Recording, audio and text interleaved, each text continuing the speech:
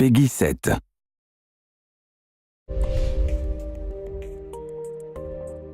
I'm Jordan Fisher from Pony Studios, and I work on programming and game design for Cloudberry Kingdom. I'm TJ Lutz, the Vice President of Pony Studios, and I'm working on Cloudberry Kingdom. We wanted to make a game that was like a classic platformer that never had to end, so we could just play it forever and, never go back into real life. TJ and I met way back in first grade. He was sort of a big jock at the time, and I was already a computer geek, but we had this common ground where we would play video games together all the time. Ever since I met Jordan, we've been coming up with silly ideas for games. We never really finished any, so that'll be what Cloudberry Kingdom's for, our first actual complete title.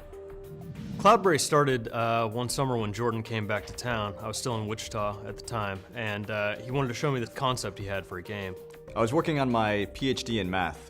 The idea for Cloudberry actually came from a math problem. How do you make random levels? How do you teach a computer to design these levels? He showed me this little concept that he'd put together, and I absolutely loved it. The art was all done by Jordan, and he can't draw, so we had a stick man, but the gameplay was fantastic.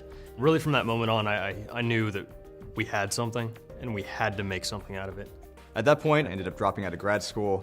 I moved back to Kansas, into my mom's basement. TJ moved in as well. It was kind of awkward. And we started working on really polishing up this demo, getting it ready for a competition that Microsoft was holding called Dream Build Play. We ended up placing 10th in the competition, which, we were excited about, but it wasn't first. We were a little bit lost. We didn't know how to get the game published. We didn't know where to take it.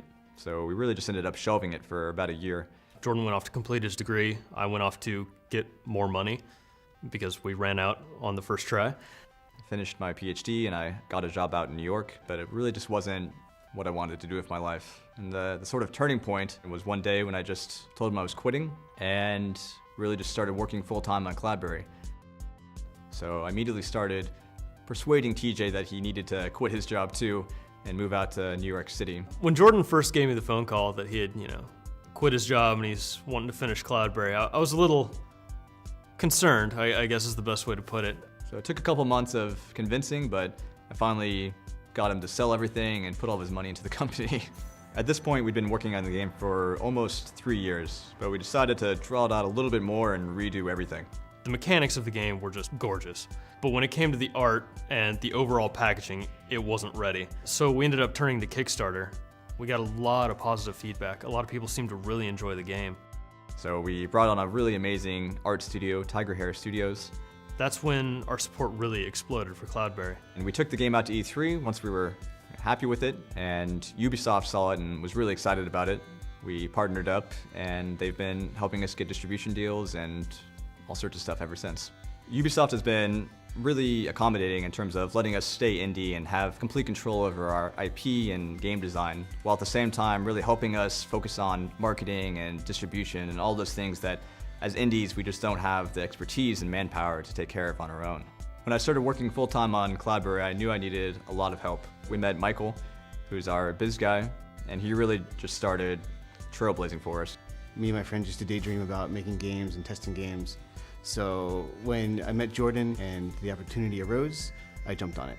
There have been 2 programmers working on the project, me and Oleg Kozhushnyan. We can't actually say his name, but it's something Russian. Making games is all I've ever wanted to do. It's one of the main reasons why I got into programming in the first place. It's almost impossible to make a game on your own, and it's just so much more rewarding to work with a great team to bring your game to life. TJ and I have been working on this game for 4 years together.